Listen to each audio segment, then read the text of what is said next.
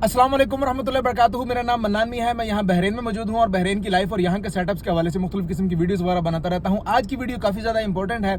ये एक भाई साहब ने सवाल पूछा है कि बहरीन के अंदर मंथली खाने का खर्चा कितना हो जाता है। तो प्यारे भाई, सबसे पहले तो ये बात देख लें कि आप घर पे हों या कहीं पर भी हों, खाने का खर्चा आपकी कैपेसिटी के मुताबिक होता है। अगर आप डेली कोरमा बिरयानी खाएंगे तो उसका खर्चा अलग है, और अगर नॉर्मल खाते हैं तो वो मैं आपको बता देता हूँ कि बहरीन के अंदर क्या सूरत हाल है।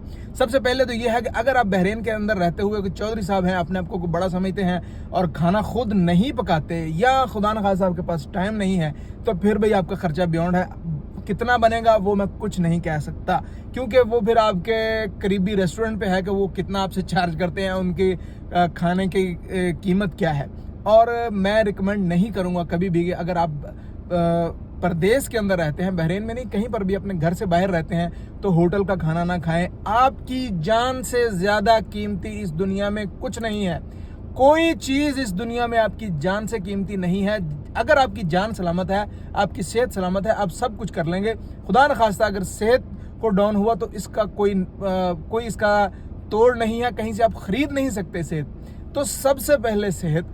अगर आप घर से बाहर हैं, घर में होते हैं, तो हमारी माएँ मुख्तलिफ़ किस्म की चीज़ें बनाती रहती हैं। वो टिंडे भी हमें खिला देंगी, बताऊँ भी हमें खिला देंगी। जो चीज़ हम नहीं खाना चाहते वो तब भी कहीं ना कहीं से बनाकर हमें खिला देती हैं। लेकिन जब हम बाहर आते हैं तो बहुत देर लग जाती है ये बात समझने के अंदर कि हमें खुराक अच्छी खानी चाहिए। अगर आप होटल से खाते हैं, होटल के खाने भाई होटल के होते हैं, वो आप किसी की कसम नहीं दे सकते कि वो क्या बना रहा है या वो किस तरह मसाला डाल रहा है। उन्होंने कमर्शियल तैयार करना होता है। आप कोशिश ये करें दुनिया में कहीं पर भी रहें, खाना अपना बनाएं या अपने सामने बनाएं, हेल्दी बनाएं, और उसके अंदर उसको डिफरेंट चीज़ें खाएं। जो सब्जियां हैं, फल हैं, जो खाने के अंदर जो वैरायटी है, वो सारी टेस्ट करें, एक ही चीज़ पर ना रहें। तो पहली बात तो ये है कि अगर आप रेस्टोरेंट से खाते हैं तो मैं आपको नहीं बता सकता आपका कितना वो खर्चा बनेगा।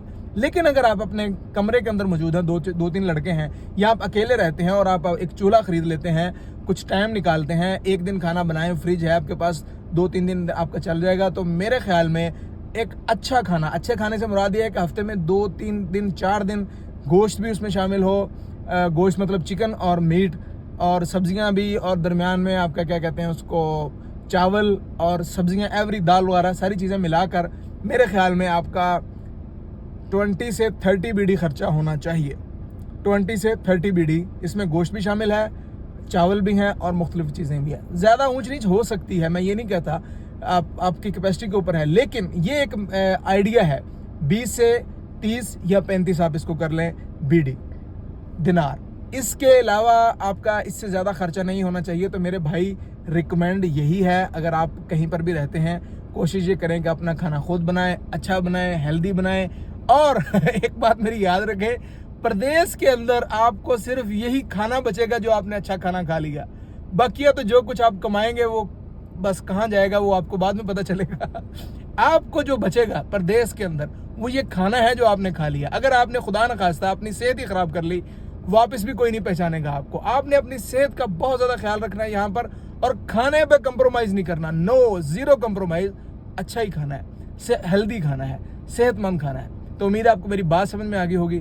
अगर कोई और बात पूछना चाहते हैं, बताना चाहते हैं, तो कमेंट्स बॉक्स हाजिर है, मुझे मैसेज भी कर सकते हैं। अगली वीडियो तक मुझे दें इजाज़त। रब रखा, सबका भला, सबकी खैर।